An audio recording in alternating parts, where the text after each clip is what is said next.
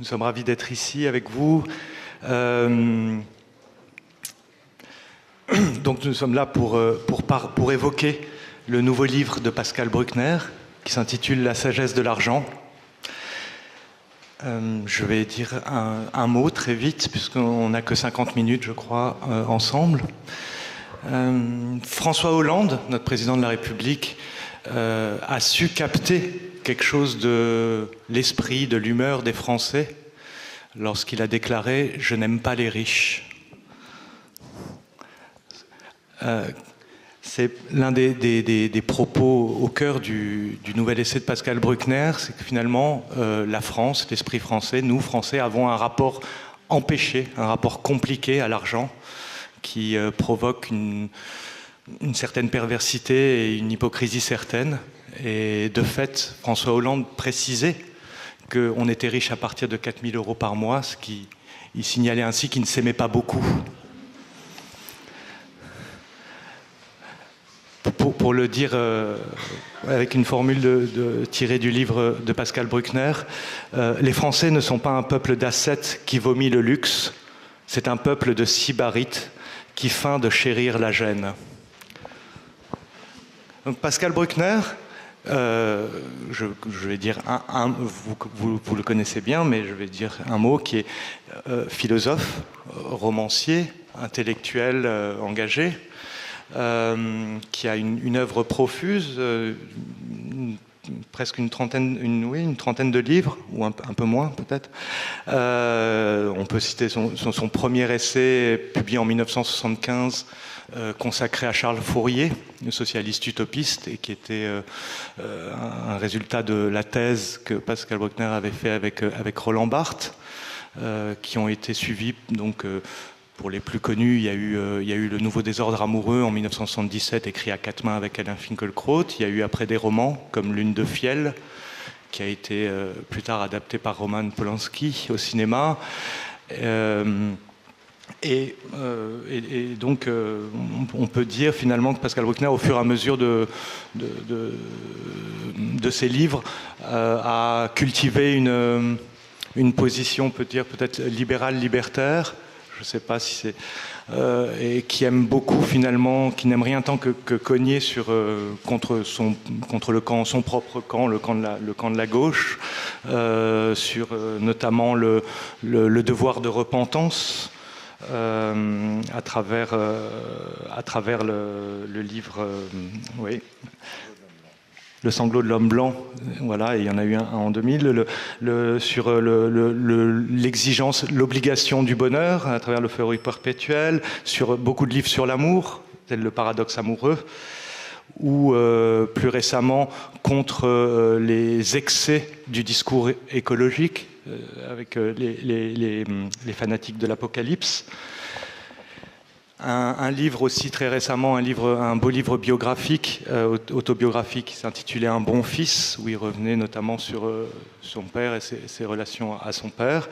Et donc aujourd'hui, au printemps dernier, la publication de La sagesse de l'argent, qui est comme une invitation finalement à lever un peu ce tabou français à propos de l'argent et, disons, à accorder un peu mieux ce que nous pensons de l'argent avec la façon dont nous vivons avec l'argent. Trouver une plus juste distance.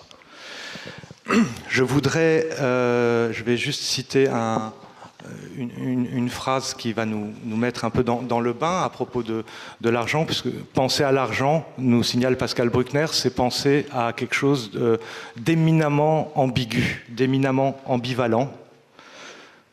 De l'argent, on ne peut rien dire sans affirmer le contraire, écrit Pascal Bruckner. Qu'il est vil et noble, fiction et réalité. Il sépare et relie les hommes. Il fait peur quand il abonde et peur quand il manque. C'est un bien qui fait du mal et un mal qui fait du bien. C'est donc autour de cette ambivalence-là, de cette tension, de cette ambiguïté que nous allons tourner.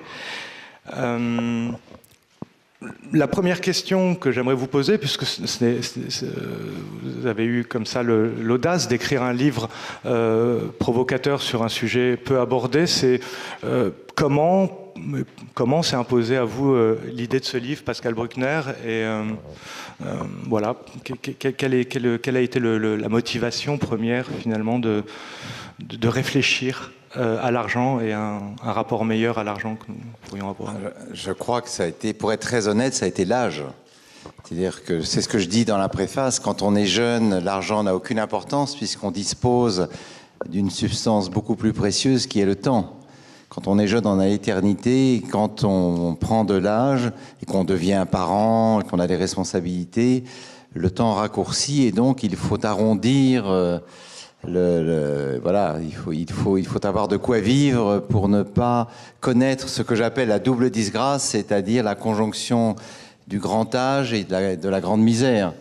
Moi, je suis toujours frappé quand je vois à la télévision ces reportages sur les retraités à qui on a rogné 100 € pour des raisons fiscales ou pour des raisons budgétaires et qui expliquent que ces 100 €, c'est ce qui leur permettait d'avoir un minimum de distraction, de partir en vacances et que maintenant, donc, ils sont condamnés à rester chez eux. Et voilà, donc l'argent s'est imposé un peu comme un sujet qui va de pair avec l'âge du souci, de la responsabilité. Et il me semble que l'une des vertus de l'argent, c'est qu'il vous donne du temps. Avoir de l'argent, c'est, comme on dit en français, c'est voir venir, c'est-à-dire c'est pouvoir faire des projets, c'est ne pas être enfermé dans l'instant, alors que la pauvreté, au contraire, c'est cette condition que je trouve pour ma part assez horrible, où on est prisonnier de son présent, où donc payer les dettes, payer les traites, régler les différentes factures occupe l'ensemble de la vie, et au fond, c'est une vie qui se contente de se reproduire, identique à l'infini, alors que précisément l'un des bienfaits de l'argent, et c'est pour ça que je parle de la sagesse de l'argent, c'est qu'il vous accorde un futur. Donc c'est un pouvoir d'avenir, l'argent, et le manque d'argent, c'est une incarcération dans un temps éternel, qui est celui du présent. D'accord. Et enfin, je sais pas, on pourrait rentrer dans votre livre par plusieurs entrées. Avant de parler du cas de la France, il y a vous revenez longuement sur la condamnation de l'argent par la philosophie grecque, d'abord, enfin par la philosophie platonicienne, puis par les monothéismes, par le christianisme. Vous avez cette très belle phrase qui nous dit quelque chose de la place de l'argent, que la place de l'argent a prise. C'est vous commentez l'épisode du don de la loi sur le mont Sinaï par Moïse. Moïse ne revient pas, Moïse s'absente pendant 40 jours. Les Juifs s'impatientent et finissent par élaborer, par construire le veau d'or qu'ils vont adorer. Et donc vous écrivez l'idole de l'argent s'impose comme impatience devant l'absence de Dieu. Si l'argent a pris tant de place aujourd'hui, est-ce que l'argent n'est-elle pas cette substance de remplacement qui est venue combler finalement l'absence, enfin comment dire, l'effacement du religieux? Est-ce que l'argent ne vient pas prendre la place qu'avait le religieux auparavant? Ben, oui et non, parce que le religieux n'a jamais été insensible au charme de la finance. C'est ça la difficulté. Si nos cardinaux, nos papes, nos évêques, puisqu'on est dans un pays de tradition catholique, avaient été des ascètes pendant 2000 ans, ça se saurait. Mais c'est toute l'ambivalence du rapport du christianisme avec l'argent, c'est que effectivement pour les premiers pères de l'Église, l'argent est le concurrent direct de Dieu. Et c'est pour ça qu'ils condamnent l'usure, car l'usurier usurpe un temps qui n'appartient qu'à Dieu, puisque quand vous prêtez de l'argent, cet argent travaille, y compris le dimanche, qui donc était un jour sacré pour les chrétiens. Et donc, il y avait une condamnation très forte de l'usure qui était réservée aux Juifs dans l'Europe classique et médiévale, même si les évêques prêtaient eux-mêmes, et si finalement le prêt à intérêt s'est répandu dans toutes les classes de la société. Mais ce qui est intéressant, c'est de voir que Alors là, évidemment, on va peut-être rentrer dans des détails un peu théologiques, mais c'est de voir que le rapport du croyant à Dieu, c'est aussi un certain rapport monétaire, puisqu'au fond, Dieu nous prête la vie, et il nous prête la vie à condition que nous la vivons bien, et il nous récompensera si nous avons été justes, et il nous punira si nous avons été mauvais. Et donc, il me semble que Dieu, c'est précisément le grand usurier, sauf que lui prête en poids de chair et de sang, c'est-à-dire en vie humaine. Et Dieu, c'est à la fois le banquier des âmes, et c'est aussi le juge. Donc il pèse, il soupèse les péchés des uns, les mérites des autres.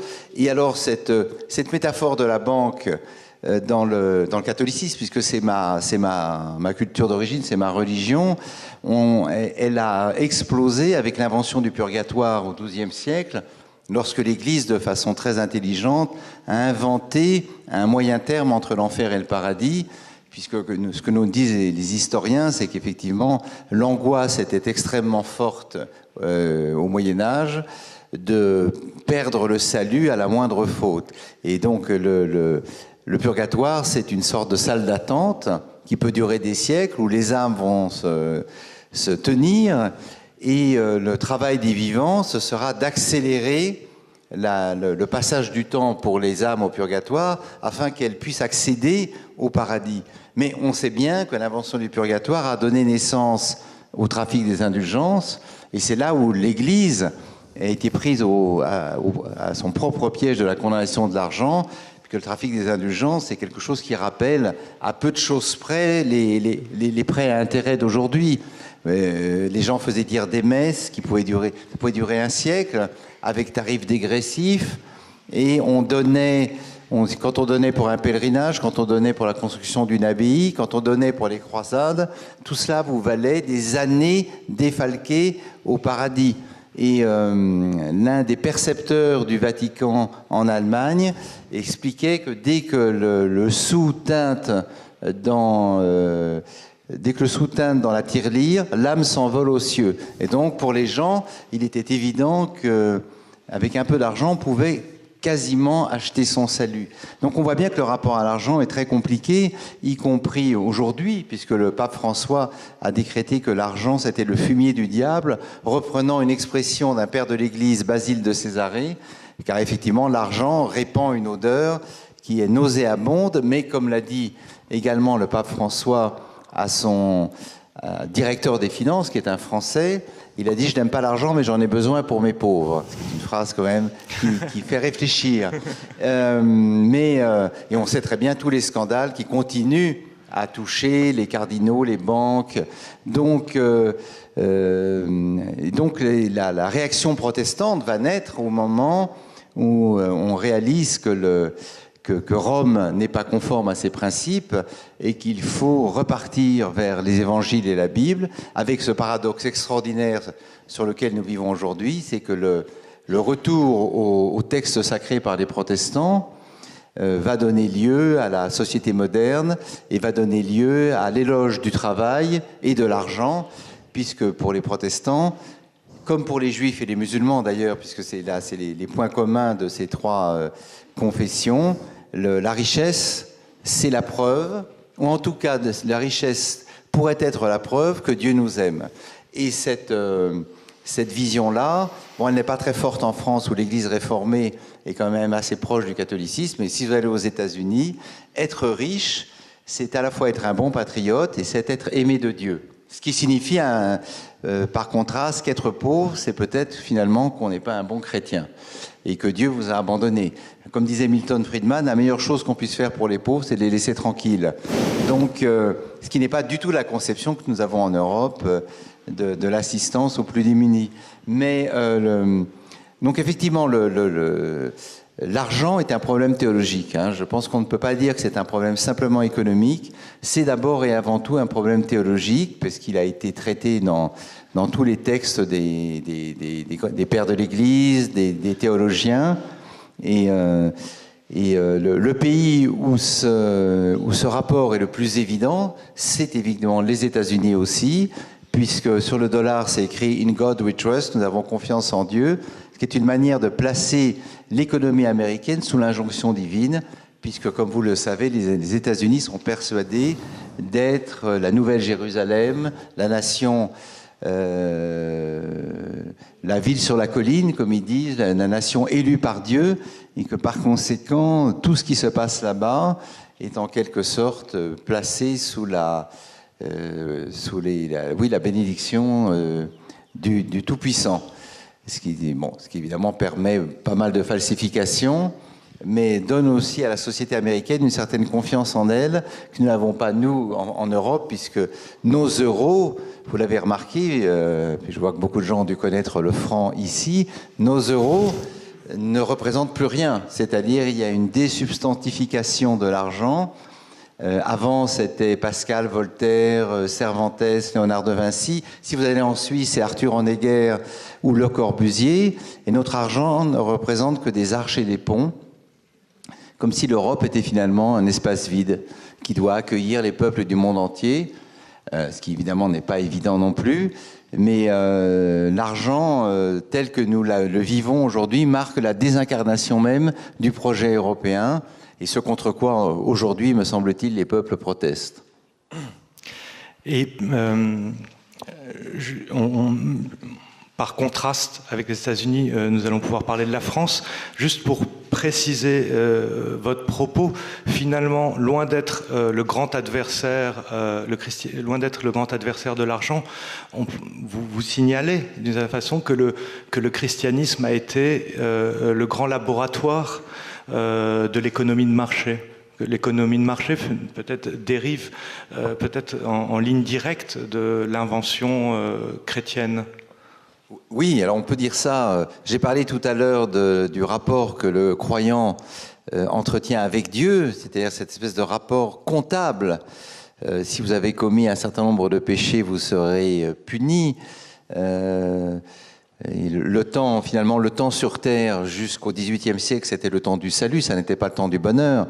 Donc il fallait racheter en quelque sorte le péché originel. Donc cette formule de rachat que l'on trouve dans beaucoup de religions est intéressante. Mais il y a une autre parabole qui montre bien quand même l'ambiguïté de notre rapport à l'argent, c'est la parabole des talents. On trouve ça chez Saint Matthieu et Saint Luc, où donc un maître convoque 3 serviteurs. Au premier, il donne 5 talents, au deuxième 3 et au dernier 2.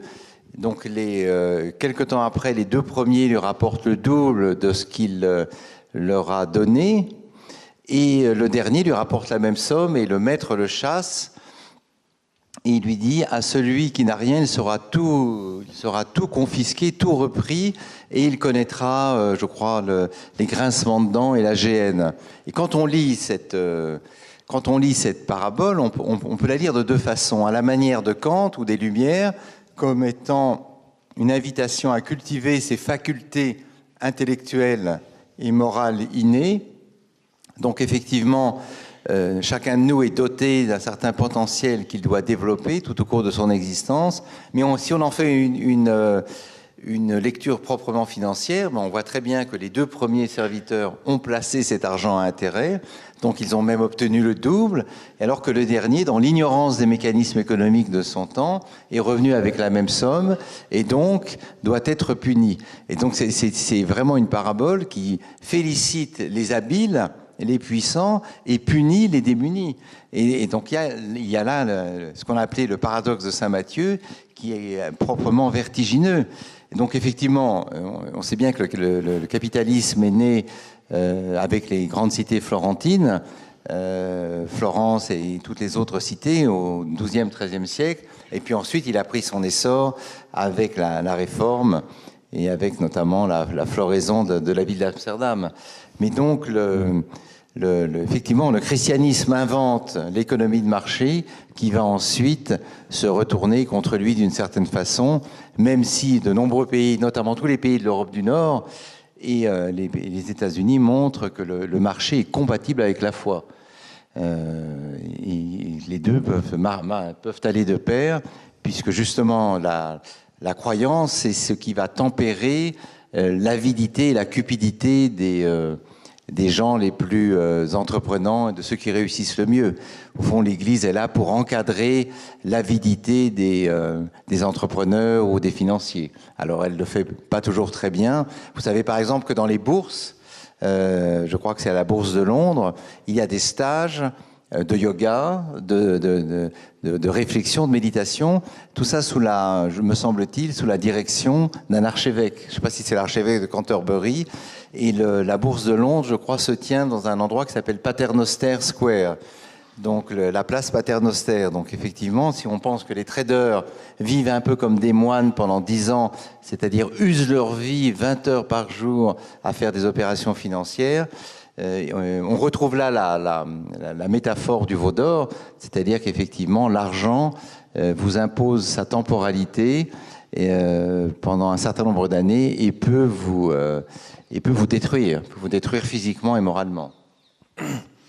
Et précisément, vous avez donc parlé du rapport des pays de culture protestante à l'argent, et vous faites remarquer dans votre livre que finalement, entre les États-Unis et la France, nous n'avons pas les mêmes tabous. Là où les États-Unis ont un fort tabou sur la sexualité, la France a, d'une certaine manière, fait le choix de porter son tabou sur l'argent.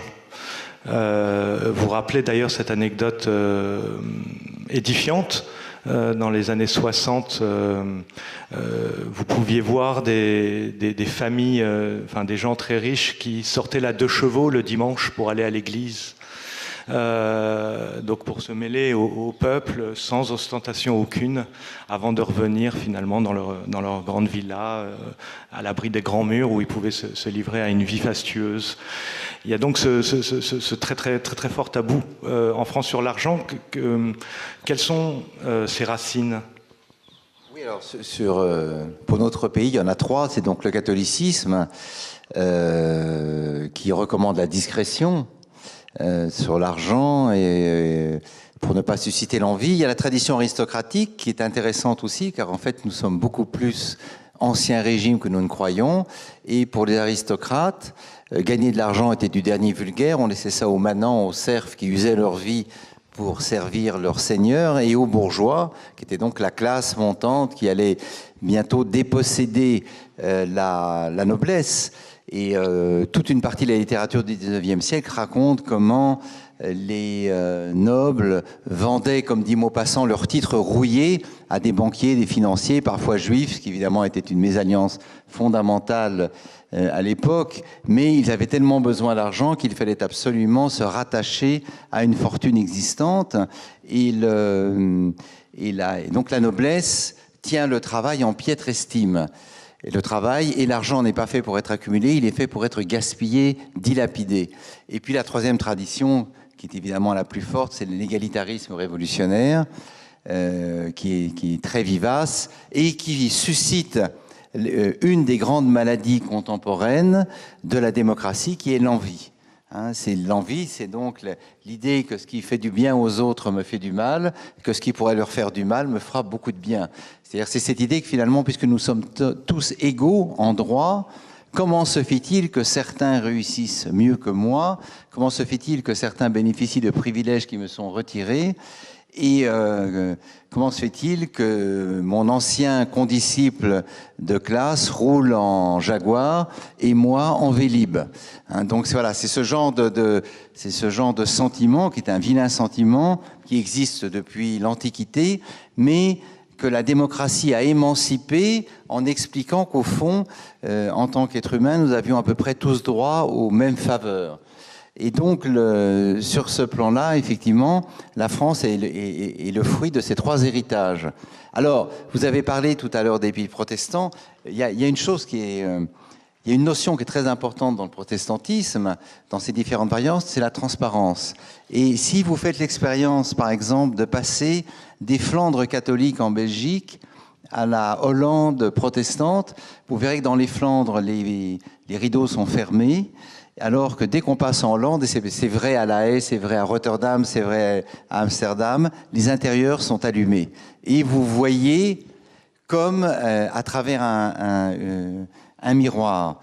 Et pourquoi? Parce que l'un des principes du du catholicisme, c'est un certain culte du secret, de la dissimulation, ce qui explique par exemple la confession qui doit rester dissimulée, alors que le principe du protestantisme, c'est que l'être humain doit être ouvert aux autres comme il est ouvert à Dieu.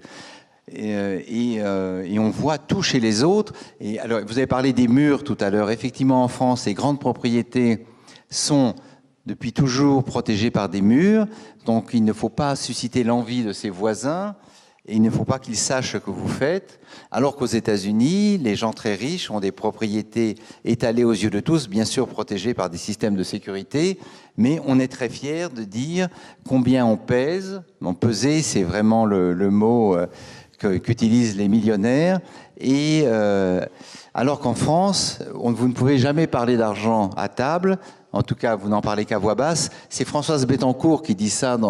Elle avait dit ça à un journaliste. En famille, nous ne parlions jamais d'argent. Alors, il est vrai qu'il n'avait pas besoin d'en parler parce qu'il coulait à flot. Mais sur ce plan, du côté américain, donc, il y a une grande aisance avec l'argent et un grand malaise avec le sexe, alors que chez nous, c'est exactement l'inverse. Nous aimons en France parler de notre vie intime, nous aimons nous en vanter même, et là où c'est particulièrement perceptible, c'est dans le rapport des anglo-saxons nord-américains avec l'adultère et des Français avec le même phénomène qui est vu comme une sorte d'inclination malheureuse mais pardonnable de l'être humain, alors que pour les anglo-saxons c'est un crime, presque un crime passible de haute trahison. Et je cite une anecdote dans le livre qui est intéressante, c'est quand Victor Hugo est pris en 1848 par la maréchaussée près de la place de la République à Paris dans les bras d'une femme d'un peintre de la cour. Il vient de rentrer à la Chambre des Pairs et donc la femme est envoyée, je crois, à Saint-Lazare avec les filles et les folles, puisque le code Napoléon faisait du corps de la femme et des enfants la propriété du mari. Et Victor Hugo doit être démis de la Chambre des Pairs. Et Lamartine prend la défense de son jeune collègue et dit « En France, on se relève de tout, même d'un canapé ». Et là où l'histoire est belle, c'est que la femme de Victor Hugo, qui elle-même n'était pas irréprochable sur le plan des mœurs, fait élargir l'épouse du peintre et la reçoit dans son salon quelques mois après, montrant qu'effectivement nous sommes en France les héritiers d'une culture plutôt libertine, d'une culture de l'amour courtois qui pardonne en quelque sorte les défaillances de l'être humain, même au sein des liens du mariage. Ce qui pour les Américains est inconcevable et ce qui est aussi inconcevable pour les peuples du Nord, où le mariage ou la vie conjugale doit reposer sur l'honnêteté. Et donc, cette honnêteté, quand elle est bafouée, entraîne la rupture instantanée du lien amoureux. Et précisément, vous avez parlé de l'envie qui a été libérée par la Révolution française. Et est-ce que ce tabou mis sur l'argent et à l'inverse, cette transparence favorisée par les cultures protestantes, est-ce que cette transparence favorisée par la culture protestante n'est pas une façon de soigner cette envie, de faire de cette envie, de l'amener ailleurs de l'amener ailleurs. Oui, effectivement. Alors là aussi, quand on va aux États-Unis, et moi j'y enseigne, on est frappé par cette attitude très différente qu'ont les Nord-Américains vis-à-vis du succès. C'est-à-dire qu'on l'a beaucoup dit, hein, les sociologues, les économistes ont beaucoup dit, la France est une société de défiance. Et dans notre pays, lorsque quelqu'un réussit, on imagine immédiatement qu'il a bénéficié de complicité. C'est-à-dire qu'au fond, sa réussite est le fruit d'une connivence. Ce sont des copains des grandes écoles qui l'ont aidé.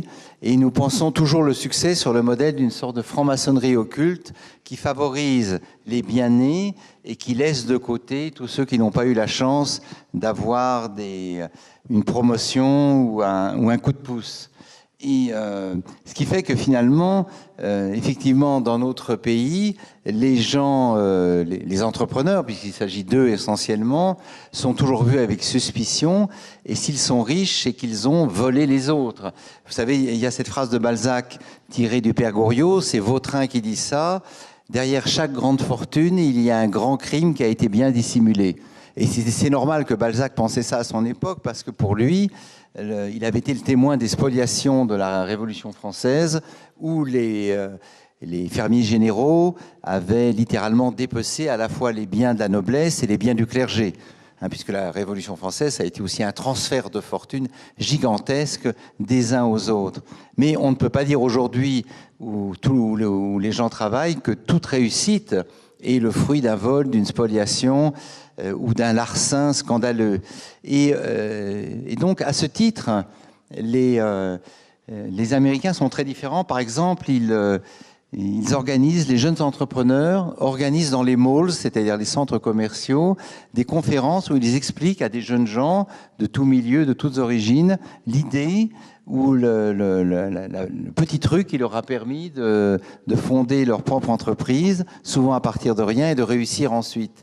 Et au fond, il y a une expérience qui est assez étonnante en France.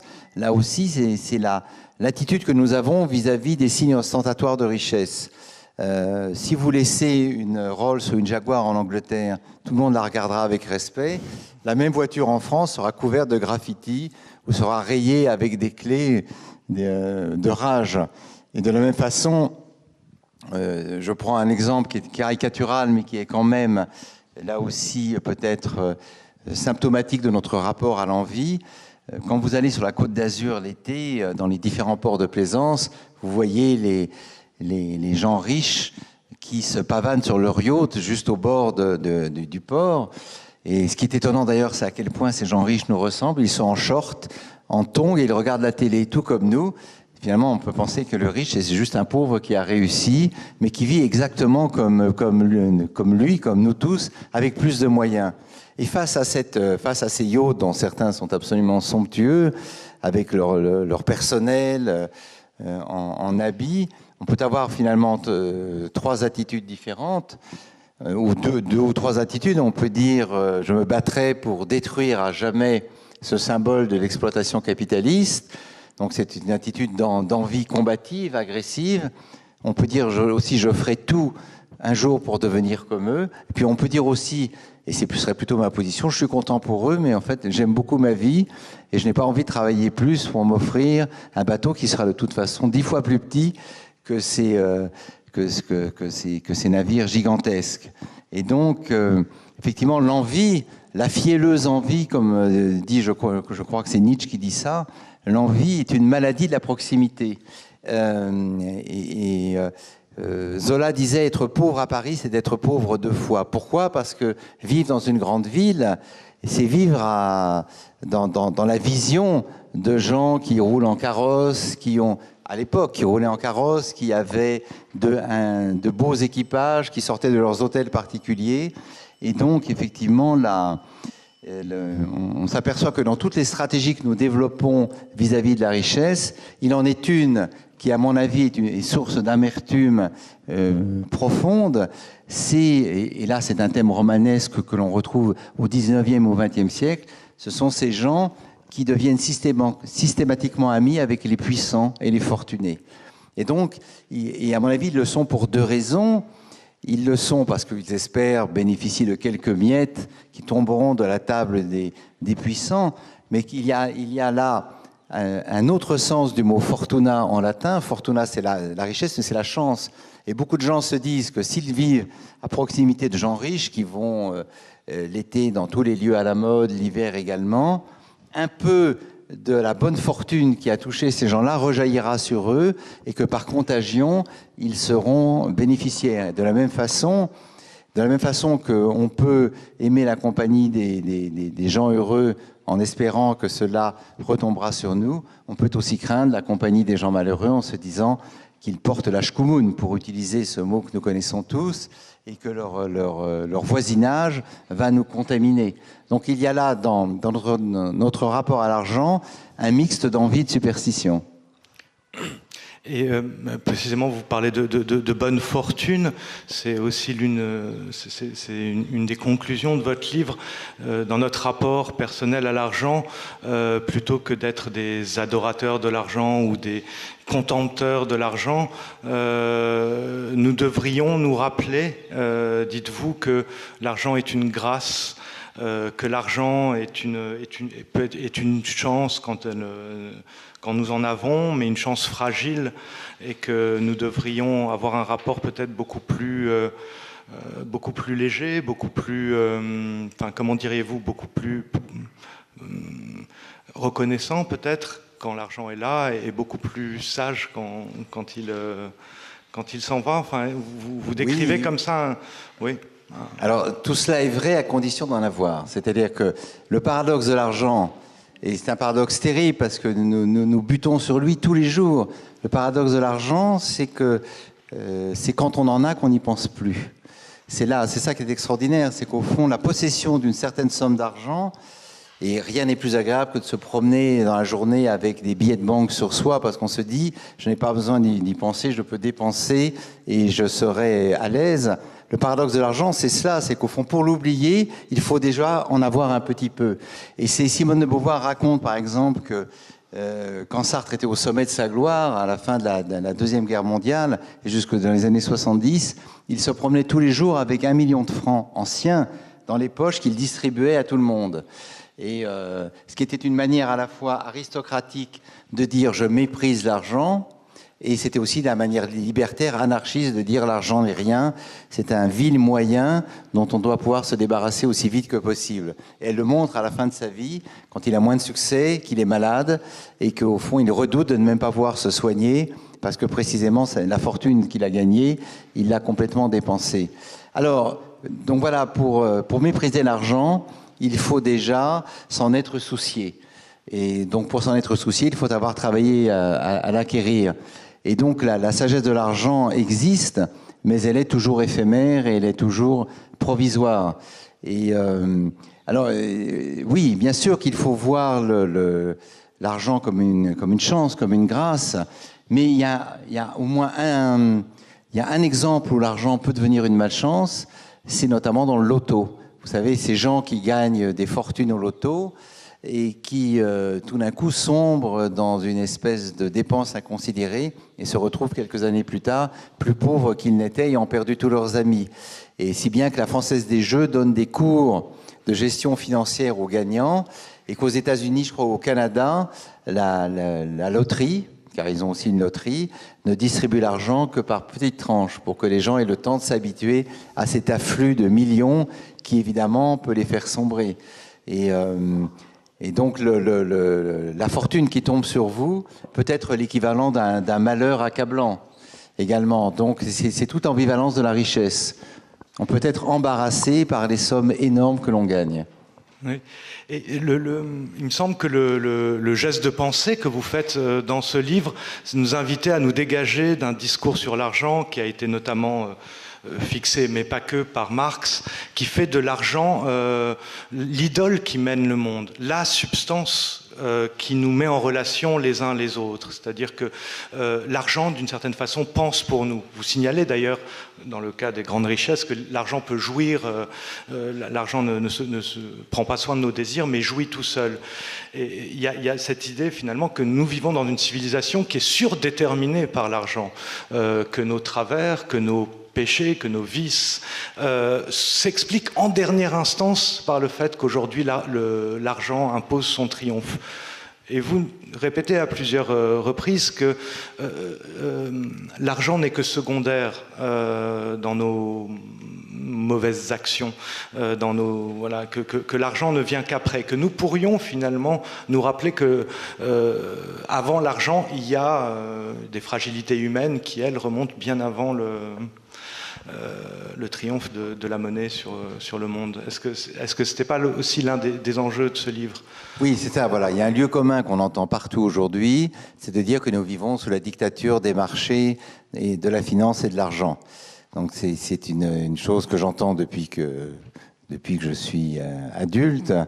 Et il me semble qu'il faut peut-être complexifier quand même ce point de vue sur le monde parce que je ne suis pas sûr que les siècles antérieurs étaient sur ce plan-là plus désintéressés que nous, plus détachés, puisque la modernité, depuis à peu près 2 siècles, c'est aussi ce moment où l'on abolit l'esclavage, l'engagisme, qui était quand même une manière de mettre des catégories entières des populations, de populations sous la coupe de la marchandise, hein, puisque l'esclave, c'est une marchandise taillable et corvéable à merci que l'on peut exécuter, que l'on peut revendre. Et la modernité, et ça c'est contemporain aussi de l'exercice du capitalisme, la modernité commence par abolir l'esclavage, l'engagisme, et commence par réhabiliter un certain nombre de catégories sociales, les femmes, les enfants, et à leur redonner leur dignité. Et puis si on regarde un petit peu l'histoire ancienne, on s'aperçoit qu'en réalité, l'argent a joué un rôle fondateur et moteur. Tout à l'heure, j'ai parlé de l'Église catholique, mais Dante, par exemple, dans ses lettres, explique que la Florence de son époque est totalement corrompue par l'argent, le clergé, les bourgeois, le peuple. L'argent a toujours été une passion fondamentale. Et puis, si on regarde l'histoire du XXe siècle, ce siècle horrible dont nous sommes sortis il n'y a pas longtemps, on réalise que les grandes horreurs du XXe siècle, ça a été la guerre de 14, la guerre de 40-45, les 2 grands totalitarismes, communistes et fascistes, et qu'au fond, ces phénomènes ont peu de choses à voir avec l'argent. Ce sont le déchaînement des passions humaines qui n'ont été arrêtées par aucune considération financière. Au fond, on peut penser que si le Troisième Reich avait eu le souci financier, il n'aurait jamais, se serait jamais lancé dans l'extermination des Juifs, il n'aurait jamais poussé sa folie meurtrière à ce point.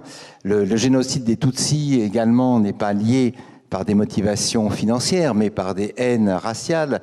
Le génocide des Arméniens également, l'autogénocide cambodgien pareillement. Et aujourd'hui, le djihadisme. On peut retourner le problème de toutes les façons. On ne peut pas, comme le faisait Thomas Piketty dans un article du Monde en novembre dernier, expliquer les attentats de Paris par la montée des inégalités au Proche-Orient. Ça, c'est malheureusement le triomphe, à gauche comme à droite, de ce qu'on peut appeler l'économisme, c'est-à-dire l'idée que nous, modernes, avons cultivée depuis que libéraux et marxistes, finalement, sont apparus sur la scène idéologique, l'idée selon laquelle la détermination en dernière instance, c'est l'économie. C'est-à-dire l'être humain est un être d'intérêt. Et donc nous sommes mus par l'intérêt. Et c'est oublier la leçon des anciens, notamment la leçon de Saint-Augustin, qu'il avait très bien écrit dans les Confessions, où il voit les passions humaines, résultat du péché originel, comme un triptyque où il y a le goût du pouvoir, la luxure et l'avidité. Et pour Saint-Augustin, ces passions doivent s'équilibrer les unes les autres. Mais on s'aperçoit bien que le fanatisme religieux n'est pas mu par l'envie d'amasser des fortunes, même si on paye les djihadistes lorsqu'ils arrivent en Syrie et en Irak, mais par l'envie d'imposer une foi religieuse, fût-ce par les moyens les plus abominables. Et donc, je pense qu'il faut en rabattre de notre croyance dans la toute-puissance de l'argent. Pourquoi ? Parce qu'elle est profondément consolatrice. On se dit, si tous les hommes sur toute la terre sont mus par le goût de l'argent, soit nous pourrons les acheter, soit nous pourrons comprendre leur mécanisme. Non, c'est méconnaître quand même que les passions sont plus fortes que les intérêts. Et au fond, toute l'histoire le prouve. Les passions peuvent nous conduire aux actes les plus désespérés ou les plus effrayants. Et quand la passion est collective, ça donne des régimes politiques comme ceux que nous avons connus au XXe siècle et comme ce que nous vivons aujourd'hui. Je crois qu'on n'a plus que 5 minutes, malheureusement. Vous faites un geste assez provoquant, assez fort dans ce livre, un autre geste assez provoquant, assez fort, c'est que vous proposez finalement, prenant le contre-pied d'une tradition philosophique et littéraire qui a 2 siècles, vous proposez de réhabiliter les vertus bourgeoises. Le bourgeois ayant été décrit en ces 2 derniers siècles comme celui qui qui ne fait que calculer, qui n'a que des intérêts. Évidemment, Roland Barthes, qui a dirigé votre thèse, dénichait derrière toutes les mythologies des années 60 l'esprit petit bourgeois à l'œuvre. Donc, le petit bourgeois, précisément celui qui n'a que des intérêts, donc qui n'a pas par définition de valeur. Et on a beaucoup reproché à l'esprit de la bourgeoisie de détruire peu à peu, l'une après l'autre, toutes les valeurs dont la modernité avait hérité de l'âge chrétien. Alors, qu'est-ce que ce serait précisément que des valeurs, des vertus bourgeoises? Écoutez, c'est très simple, je crois que c'est Thomas Mann qui dit ça. La bourgeoisie, c'est la noblesse du mérite, alors que la noblesse, c'est le mérite de la naissance, simplement. Et donc, c'est en cela que il faudrait faire, mais on n'aura pas le temps ici, faire une généalogie du bourgeois. D'abord, il faut dire une chose, qu'est-ce qu'un bourgeois? C'est quelqu'un qui vomit les bourgeois. Hein, c'est ça, c'est donc quelqu'un qui vit dans l'autocritique permanente de lui-même et qui pense échapper à sa condition en se désignant comme étant le type humain le plus bas. La critique de la bourgeoisie, elle apparaît dès Molière, le bourgeois gentilhomme, Rousseau, les romantiques, les conservateurs, et puis évidemment les féministes, les socialistes, les marxistes, les anarchistes. Et le bourgeois devient petit à petit le type anthropologique le plus abominable, précisément parce que le bourgeois, c'est celui qui calcule en permanence, qui assujettit sa vie à une médiocrité perpétuelle, qui vit dans les conventions, dans l'étroitesse de ses entreprises financières ou industrielles, et qui, par ailleurs, maintient son épouse et ses enfants donc sous le couvercle des dogmes et de la moralité. Alors, tout cela est parfaitement vrai, hein. Je ne veux pas aller contre cette idée que j'ai partagée pendant une bonne partie de ma vie. Simplement, il faut bien voir une chose, c'est que le bourgeois a changé. Nous avons tous changé. Et ce changement, c'est les années 60, c'est mai 68, et tout d'un coup, les grands mots d'ordre situationnistes, vivre sans temps mort, jouir sans entrave, je veux tout de suite, sont devenus les mots d'ordre de la nouvelle classe dominante et surtout sont devenus les mots d'ordre du système. On croyait que c'était des mots d'ordre libertaires, vivre sans temps mort et jouir sans entrave, et en fait c'était des mots d'ordre publicitaires, puisque effectivement c'est dans l'univers du marché et de la communication que nous pouvons jouir sans entrave, acheter en permanence, nous connecter à tous les réseaux possibles et imaginables, selon une frénésie qui ne connaît pas de limite. Et les années 60 voient le passage de l'ancienne bourgeoisie, qui était souvent avide, à pro-gain, avide, avare, exploiteuse, à une nouvelle bourgeoisie qui, comme l'a dit un sociologue américain, Daniel Bell, le bourgeois nouveau, il est travailleur le jour et bambocheur la nuit. Donc il fait la bamboche, hein, ce vieux mot qu'on n'utilise plus beaucoup, c'est-à-dire au fond, le bourgeois se rapproche de deux grands types humains qui lui étaient jusque-là opposés, c'est l'artiste et c'est le voyou. Et alors l'artiste, c'est particulièrement visible puisque la vie de bohème, le bohème, c'est celui qui s'est édifié au XIXe siècle, justement, contre l'horreur bourgeoise. C'est l'homme qui n'a pas d'horaire, l'homme ou la femme qui n'ont pas d'horaire, qui n'ont pas la moralité ordinaire, qui ne se marient pas, qui ont des liaisons multiples et qui vivent en buvant, qui vivent la nuit alors que tout le monde dort pour se lever tôt le matin. Donc la vie de bohème, c'est à la fois la révolte contre les conventions et contre la tyrannie des horloges.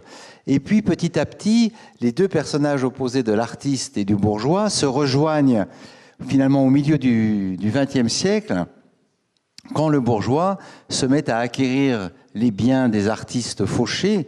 Hein, c'est tout le paradoxe du Montparnasse des années 20, où on vendait des Delaunay, des Picasso, des Modigliani pour une bouchée de pain, et où tout d'un coup les grands bourgeois les plus intelligents deviennent collectionneurs. Et puis l'après-guerre et les années 60, c'est ce moment où le mode de vie artiste devient éminemment désirable pour le bourgeois. Et donc le bourgeois moderne veut à la fois travailler, il veut jouir de la vie, il veut connaître des expériences hors normes, et il ne comprend plus pourquoi ses parents, ses grands-parents menaient des vies si étriquées, alors que pour lui tout est ouvert, le bureau la journée, la cocaïne et les plaisirs la nuit, je pense là au phénomène de la movida en Espagne qui a suivi la chute du franquisme, ça a été exactement ça. Alors, pourquoi est-ce que je réhabilite les valeurs bourgeoises? C'est que l'hédonisme, qui est devenu en quelque sorte le mot d'ordre des nouvelles classes dirigeantes, va de pair aussi avec un abandon dramatique de la moralité. Et le journal Le Monde rappelait que au début des années 2000, les banquiers genevois, donc calvinistes, dînaient le soir d'une soupe et s'ils devaient faire un excès, c'était une tomate farcie. Et évidemment, aujourd'hui, ils ont adopté un autre mode de vie. Et donc, je pense qu'il faut en revenir aux vertus fondatrices du premier capitalisme, qui était l'honnêteté, le mérite, la juste récompense, et non pas l'audace, et non pas l'avidité prédatrice des financiers. D'ailleurs, à ce sujet, je ne sais pas si vous avez vu que Leonardo DiCaprio, qui avait interprété donc le loup de Wall Street, vient de tomber sous les coups de la justice car il est devenu son propre personnage. Oui. Ayant emprunté, je crois, 800 millions de dollars à des fonds occultes en Amérique du Sud pour monter là aussi des choses pas très claires.